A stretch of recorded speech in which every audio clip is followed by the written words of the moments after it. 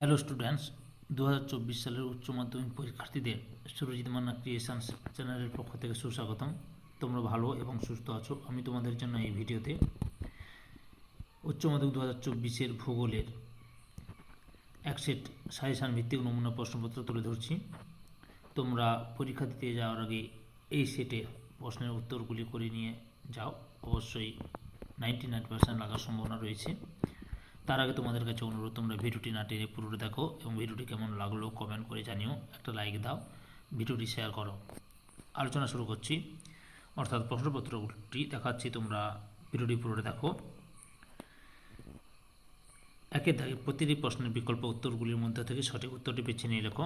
1x21 মানে 21 মার্কের। আচ্ছা, প্রথম প্রশ্ন, যে প্রক্রিয়ায় বিভিন্ন প্রাকৃতিক শক্তি ভূপৃষ্ঠের উপর ক্রিয়া করে ভূমিরূপে পরিবর্তন ঘটায় তাকে বলে বহির্জাত প্রক্রিয়া, অন্তর্জাত প্রক্রিয়া, পর্যায়ন প্রক্রিয়া, ভূমি ভাস্কর্য।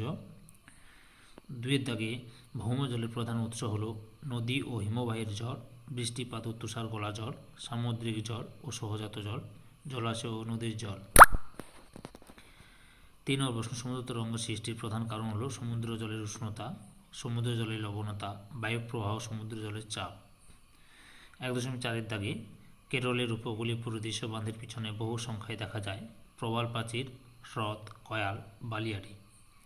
পরের প্রশ্ন, শুষ্ক ক্ষয়চক্রের শেষ অবস্থায় গঠিত ভূমিরূপকে প্যানফান নামে অভিহিত করেছেন হ্যাক, ডেভিস, লসন, এলসি কিং। 1.6 থেকে গ্রিক শব্দ ডেনড্রয়েড, ডেনড্রন কথার অর্থ হল কাণ্ড, গাছ, পাতা, শিকড়। 1.7 দাগে পিনের জলনির্গম প্রণালী আকৃতি হয় নিম পাতা, তেঁতুল পাতা, গম পাতা, কলা পাতার মতো। 1.8 দাগে একটি আদর্শ মাটির পরিলেখে 2টি স্তর, 3টি স্তর, 4টি স্তর, 5টি স্তর গড়ে ওঠে। 1.9 দাগে জেট বায়ু প্রবাহ দেখা যায় ঊর্ধ্ব ট্রপোস্ফিয়ারে, ঊর্ধ্ব স্ট্র্যাটোস্ফিয়ারে, ঊর্ধ্ব মেসোস্ফিয়ারে, স্ট্র্যাটোপজে। 1.10 দাগে পৃথিবীর প্রবলতম ঘূর্ণিঝড়কে বলে hurricane, super cyclone, tornado, typhoon. 1.1 দাগে 4 o'clock রেন দেখা যায় মৌসুমী জলবায়ু অঞ্চলে, ভূমধ্যসাগরীয় জলবায়ু অঞ্চলে, উষ্ণমরু জলবায়ু অঞ্চলে, নিরক্ষীয় জলবায়ু অঞ্চলে। 1.12 দাগে জরায়ুজ অঙ্কুরোদ্গম দেখা যায় জলজ উদ্ভিদে, সাধারণ উদ্ভিদে, লবণাম্ব উদ্ভিদে, মরু উদ্ভিদে। 1.13 দাগে মিথেন গ্যাসের প্রধান উৎস হল বনভূমি, জলাভূমি, মরুভূমি, শস্যভূমি। 1.14 দাগে বিশ্ব উষ্ণায়নের জন্য সবচেয়ে বেশি দায়ী হল carbon die oxide, H2O, HFC, NO। 1.15 দাগে পৃথিবীর সর্বাধিক ঘূর্ণিঝড়ের উৎপত্তি সংঘটিত হয় ভারত ও আটলান্টিক মহাসাগরে, ভারত ও প্রশান্ত মহাসাগরে, আটলান্টিক ও প্রশান্ত মহাসাগরে, সুমেরু ও প্রশান্ত মহাসাগরে। 1.16 দাগে ভারতের একটি অভয়ারণ্যের নাম হল সুন্দরবন, গরুমারা, কানহা, কাজিরাঙ্গা। 1.17 দাগে একটি মনুষ্য সৃষ্ট বিপর্যয়ের উদাহরণ হল ঘূর্ণিঝড়, ভূমিকম্প, সুনামি, ভূপাল গ্যাস বিপর্যয়। 1.18 দাগে সোনালী পোশাকের কর্মীরা যে কাজে নিযুক্ত তার নাম হল কৃষিকাজ, শিল্পকর্ম, পরিবহন, পরামর্শদান।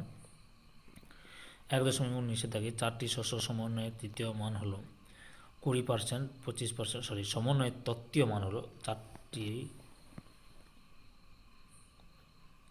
তত্ত্বীয় মান হবে। তারপর 20 দাগে ভিটিকালচার বলতে বোঝায় ফুলের চাষ, ফলের চাষ, আঙ্গুরের চাষ, ভেষজ উদ্ভিদের কাজ। 21 দাগের প্রশ্ন, উন্নয়নের জীবনরেখা বলে জলপথকে, স্থলপথকে, রজ্জুপথকে, বিমানপথকে। এরপরে এসিকিউ প্রশ্নগুলি লক্ষ্য করো, নিম্নলিখিত প্রশ্নগুলির উত্তর দাও। বিকল্প প্রশ্নগুলি লক্ষণীয়।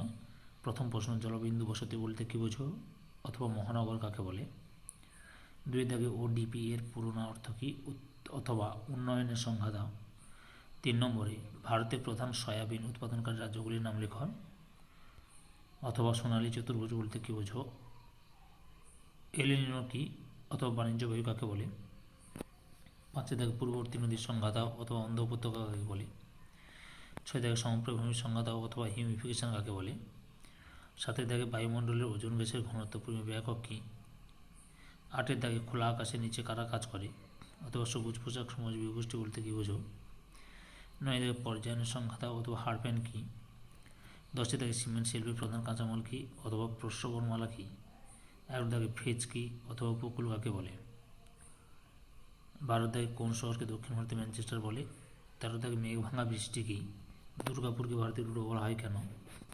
এবার 3 দাগে লং প্রশ্নগুলি লক্ষণীয়, দেখো কী রয়েছে। প্রথম প্রশ্ন হচ্ছে উইলিয়াম মরিস ডেভিস বর্ণিত ক্ষয়চক্রের বিভিন্ন পর্যায়গুলি উপযুক্ত চিত্র সহ আলোচনা করো। আরোহণ অবরোহণ প্রক্রিয়া বলতে কী বোঝায়, অথবা বিভিন্ন প্রকার প্রভাব প্রাচীরের উৎপত্তি ও বৈশিষ্ট্য উপযুক্ত চিত্রসহ আলোচনা করো। এন্টিস্বরূপ মরিস্বরূপ মৃত্তিকার টিকর বৈশিষ্ট্য উল্লেখ করো। মৌসুমী জলবায়ু ও ভূমধ্যসাগরের জলবায়ুর মধ্যে পার্থক্য লেখো। অ্যাকুইফার অ্যাকুইক্লিডের মধ্যে পার্থক্য লেখো। তারপরে হচ্ছে অথবা বিশ্ব উষ্ণায়নের প্রভাবগুলি উল্লেখ করো। দুর্যোগ ও বিপর্যয়ের মধ্যে পার্থক্য লেখো। সংক্ষেপে মৌসুমী বায়ুর উপর জের বায়ু প্রবাহের প্রভাব উল্লেখ করো। ডান দিকে প্রশ্নের মান দেওয়া আছে, লক্ষ্য করে নেবে তোমরা। দক্ষিণ ভারতে কফি চাষের উন্নতির কারণগুলি কী কী? রেটুন কী? তৈলবীজ কাকে বলে? উদাহরণ দাও। অথবা থাকে বাজার ভিত্তিক উদ্যান কৃষির সংখ্যা ও বৈশিষ্ট্য লেখো। মিশ্র কৃষির দুটি বৈশিষ্ট্য লেখো। 3.4 থাকে ভারতের পশ্চিমাঞ্চলে কার্পাস শিল্পে উন্নত কেন? সেল কি? বিশ্বের পোশাক শিল্পে উন্নত দেশগুলির নাম লেখো। অথবা কাগজ শিল্পের কাঁচামালগুলি কী কী? ভারতের কাগজ শিল্পের সমস্যাগুলি লেখো। খাদ্য প্রক্রিয়াকরণ শিল্পের সংজ্ঞা দাও। ভারত খাদ্য প্রক্রিয়াকরণ শিল্পে উন্নত কেন? তারপর 3.5 থাকে ভারতের আদমশুমারি অনুযায়ী পৌর বসতির সংজ্ঞা দাও। পরিকল্পনা অঞ্চলের দুটি বৈশিষ্ট্য লেখো। বৃহৎ পরিকল্পনা অঞ্চল বলতে কী বোঝায়? উদাহরণ সহ লেখো।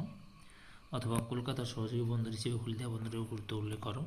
কাম্য জনসংখ্যার সংজ্ঞা দাও এবং এর দুটি বৈশিষ্ট্য লেখো। তাহলে তোমরা প্রশ্নপত্রের সেটটি জানতে পারলে। অবশ্যই এই প্রশ্নপত্রে যতগুলো প্রশ্ন রয়েছে তোমরা প্র্যাকটিস করে পরীক্ষা দিতে যাও। আশা করি তোমাদের পরীক্ষা প্রশ্নগুলি লাগার সম্ভাবনা হচ্ছে 99%। ওকে।